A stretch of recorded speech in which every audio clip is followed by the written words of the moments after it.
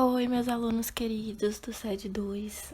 Tô passando hoje para deixar essa aulinha para vocês, que é mais um guia prático de como vocês podem montar uma composteira em casa. É uma forma da gente relembrar alguns conceitos de ecologia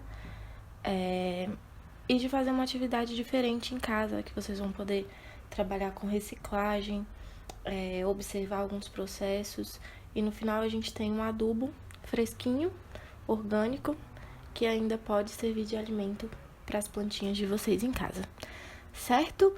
Então, é claro que vocês sabem, vocês me conhecem bem, eu gostaria de estar fazendo isso com vocês, de preferência no quintal da escola, mexendo com terra, fazendo bagunça, mas infelizmente cada um vai ter que fazer a sua bagunça na sua casa. Não vai dar pra gente fazer bagunça junto, pelo menos por enquanto. Mas já isso vai mudar. Então vamos lá. A gente vai precisar de 2 latas de sorvete vazias, né? Aqui eu tô colocando 2, mas se você quiser fazer uma composteira com mais latas também, não tem problema. E se você tiver um espaço maior em casa, quiser fazer com balde, quiser fazer com outro tipo de recipiente também, de plástico, pode fazer também. Aqui é só um exemplo. Isso tudo vocês vão adaptando em casa com o que vocês tiverem. O importante é o processo de decomposição e de produção do adubo. O que vocês vão utilizar, qual é o material que vocês vão utilizar, varia de acordo com o que vocês tiverem em casa. A gente vai precisar de um pedaço de meia calça velha, de preferência aquela furada, que não serve mais, né? Qual que é o objetivo dessa meia calça? É não deixar as minhoquinhas caírem no último recipiente, que o último recipiente é só para coletar o biofertilizante líquido. A gente vai ver isso direitinho. Terra, um pouco de terra. Casca de fruta, de verdura. A gente evita as frutas cítricas. Por quê? Aquele sumo que tem na casca da laranja, na casca do limão, na casca da mexerica, que às vezes até quando a gente descasca irrita o olho, fica com cheiro forte na mão, ele também não é muito agradável para as minhocas. E aí isso pode reduzir o desempenho delas no processo que a gente quer observar. Então a gente evita as frutas cítricas, tá certo?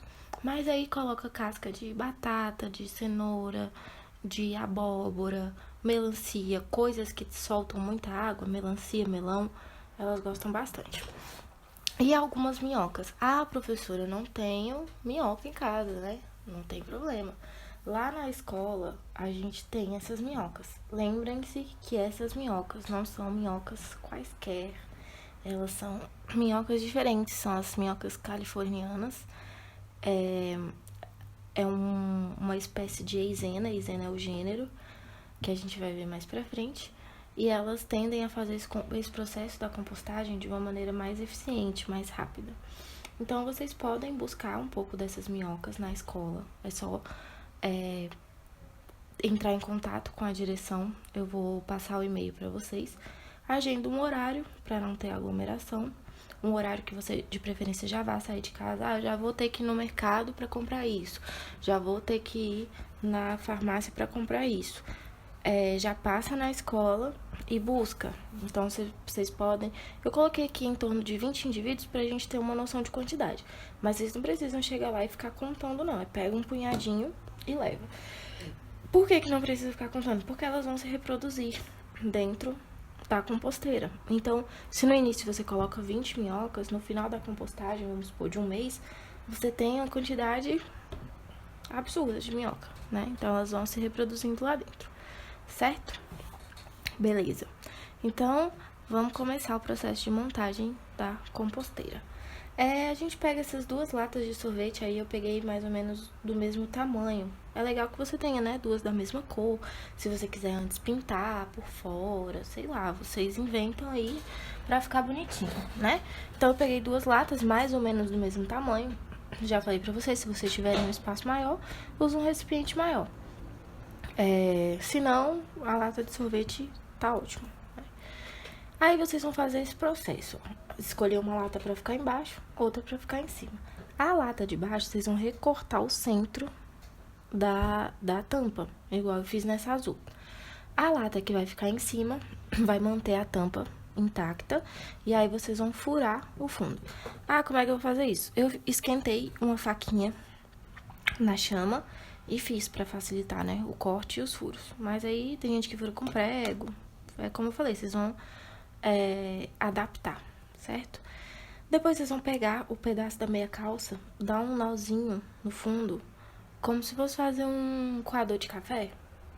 E aí vocês vão encaixar essa meia calça na lata do fundo, que nesse caso eu escolhi a azul, né? E aí vamos ver como é que vai ficar. Fica assim, ó, né? A meia calça encaixada na lata com a tampa em cima. Tá vendo que forma uma barreira para que nada que seja menor, é como se fosse uma peneira, né? Nada que seja maior do que o furo da meia calça vai conseguir passar. Aqui eu coloquei meia calça, mas se vocês tiverem uma tela fininha, né? Às vezes tem aquelas telas de plástico fininha. Se vocês tiverem um outro tipo de tecido que vocês veem que dá pra fazer o mesmo processo também, vocês podem adaptar, certo? Aí tampou a lata de baixo. O que vai fazer? Preparar a lata de cima, que é a lata branca nesse caso, né? Com a tampa vermelha que eu escolhi. Como é que vocês vão preparar? No recipiente que tem a base furada, vocês vão colocar um pouquinho de terra e as minhocas. Um pouco das minhocas. Vocês pegam um punhado de minhoca lá na escola, metade do punhado vocês vão colocar nessa terra. Aí coloca as cascas, dá uma picadinha nelas pra poder caber mais. Se você coloca ela muito grande, né, não aproveita tão bem o espaço. Aí nessa primeira camada eu coloquei casca de banana e casca de abacate. A casca de banana ela é muito boa pra compostagem. Vocês vão colocar essas cascas, né, e vão repetir o processo. Ou seja, terra, minhoca, matéria orgânica. Terra, minhoca, matéria orgânica. Até preencher a lata. Preencheu a lata, vai tampar e põe em cima da lata de baixo. E deixar. Pode esquecer lá que as minhocas elas vão fazer o trabalho delas. A gente tem que lembrar alguns conceitos importantes então aqui, né? A decomposição, que é a quebra da matéria orgânica. O que é a matéria orgânica? É o resto que a gente está utilizando, o resto de planta, o resto de animal. Nesse caso, a gente está usando o resto de vegetais, né? Em fragmentos menores, em nutrientes, minerais, acontece também a produção de gases. Gás metano, CO2. A gente tem alguns gases produzidos também que são ricos em enxofre. Por isso que às vezes o lixo, às vezes não, né? O lixo tem aquele cheiro característico do enxofre. Por que que nesse caso a gente não vai observar mais mau cheiro? Primeiro, a lata fica totalmente fechada. Segundo, esse processo de decomposição ele vai acontecer de uma forma natural e ele não vai ter outros agentes químicos influenciando, né? Terceiro ponto, vocês podem colocar por cima, no final, uma camadinha de serragem, que também evita mau cheiro. Mas eu fiz esse aqui em casa e não tem cheiro de nada, absolutamente nada. Vocês vão observar que na primeira lata, onde vai ter o biofertilizante líquido, ele é um líquido meio amarelado, mas ele não tem cheiro de nada. Esse líquido também a gente vai diluir numa proporção que eu vou explicar para vocês, e a gente pode aplicar nas plantas também como fertilizante natural. E ele é excelente, muito rico em nutrientes como nitrogênio, as plantas precisam de muito nitrogênio, muito rico em magnésio, em fósforo. Então esses elementos eles são extremamente necessários para o desenvolvimento das plantas. Se a gente for lembrar para os meus alunos aí do terceiro ano, principalmente, quando a gente fala de crescimento de um organismo, de uma planta, a gente está falando em multiplicação de células. Essa multiplicação de células, ela requer uma matéria-prima. É como se você fosse construir uma parede. Aumentar uma parede, você tem um muro baixo. Você quer aumentar até virar um muro bem alto, você precisa de quê? De cimento, de tijolo, ou seja, de matéria-prima. Da mesma forma, a planta, quando ela vai aumentar, quando ela vai crescer, multiplicar a quantidade de células, ela precisa de uma matéria-prima. E qual é essa matéria-prima? Nutrientes, proteínas que vão ser produzidas por aquele processo lá que a gente aprendeu de transcrição e de tradução do DNA. E essas proteínas, se a gente der um zoom nelas, é como se a gente desse um zoom no tijolo da parede. O que a gente vai ver quando dá um zoom no tijolo da parede? Os pedacinhos de terra, de solo, de argila que formaram aquele tijolo. Aquele tesouro é ótimo, né? Se a gente der um zoom na proteína, o que a gente vai ver? Os aminoácidos. E lembra do que os aminoácidos são formados? Eles precisam de nitrogênio e eles precisam de outros compostos para poder ter aquela estrutura final. Então, tudo isso que a gente está falando que vai ser produzido, que vai ser disposto, aliás, no ambiente pelo processo de decomposição, são esses elementos essenciais que vão auxiliar a planta no seu crescimento, certo? Outro ponto importante também são os ciclos biogeoquímicos. A gente tem o ciclo do carbono, o ciclo da água, o ciclo do nitrogênio, o ciclo do fósforo. Por que é um ciclo? Porque esse nutriente ele está saindo de uma matéria orgânica morta, que ela está em decomposição, e está retornando ao ambiente. Vai ser absorvido pelas plantas, utilizado pelas plantas. A gente tem agora aí para os meus alunos do 5º ano, né? O consumidor primário, que ele vai ser um herbívoro, que vai se alimentar e vai pegar, entre aspas, esse nutriente para ele. E esse nutriente ele vai passando ao longo da cadeia alimentar, até o ponto que ele volta para o processo de decomposição e aí se inicia um novo ciclo. A gente tem que lembrar também que a decomposição ela está em todos os níveis tróficos. Lembram dos níveis tróficos? Produtor, consumidor primário, secundário, terciário e assim sucessivamente, certo? E os ciclos biogeoquímicos, eles estão presentes em todos esses organismos. Por quê? Quando a gente respira, a gente está utilizando, absorvendo o oxigênio e liberando o gás carbônico.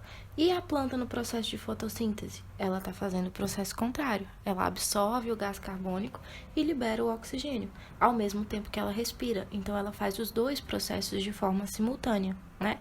E aí, o que isso tem a ver com o ciclo biogeoquímico? Quando a gente, tá vendo que a gente está falando de absorver o oxigênio, produzir o oxigênio é um elemento que faz parte dos ciclos biogeoquímicos. Então, ele entra tanto no processo de decomposição, de respiração, de fotossíntese.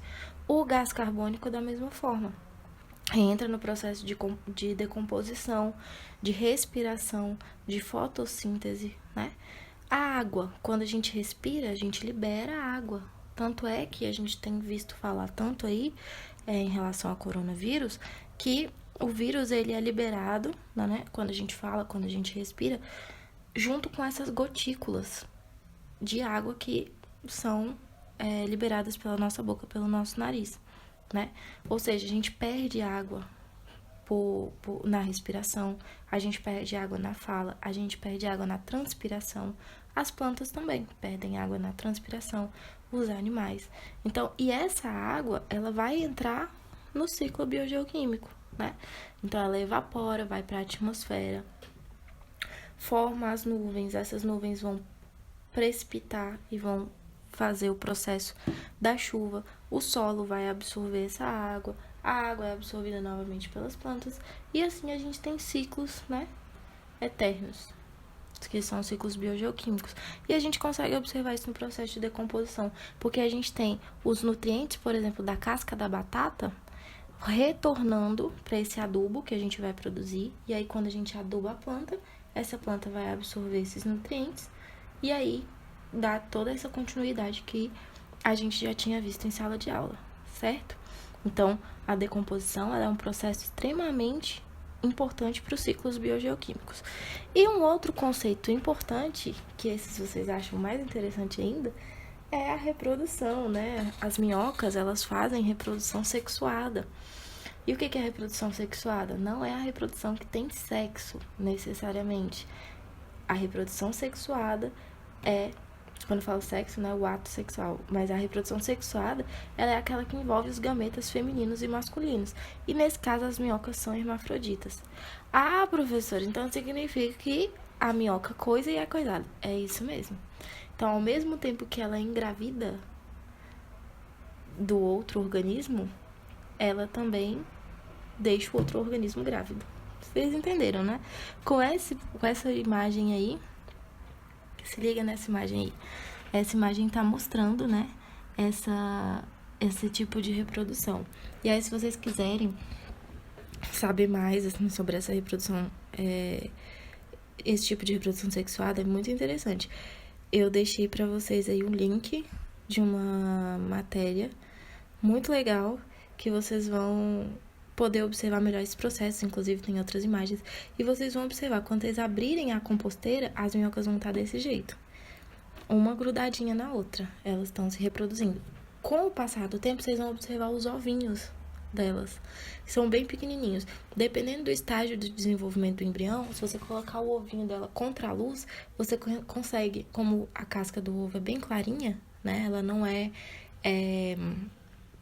que nem casca de ovo de galinha, ela é uma casca bem fininha, você consegue ver a minhoquinhazinha bem pequenininha lá dentro. É bem legal.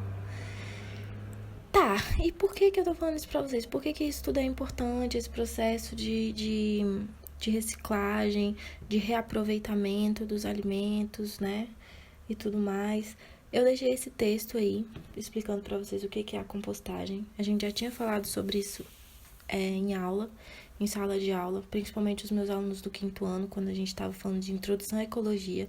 Os meus alunos do 3º ano, que não foram meus alunos lá atrás, né, que são alunos que chegaram para mim agora, eu não sei se vocês viram esses conceitos, mas, de qualquer forma, esse texto aqui, ele é bem interessante, ele foi tirado do site do Ministério do Meio Ambiente, e aí vocês dão uma lida rápida aí.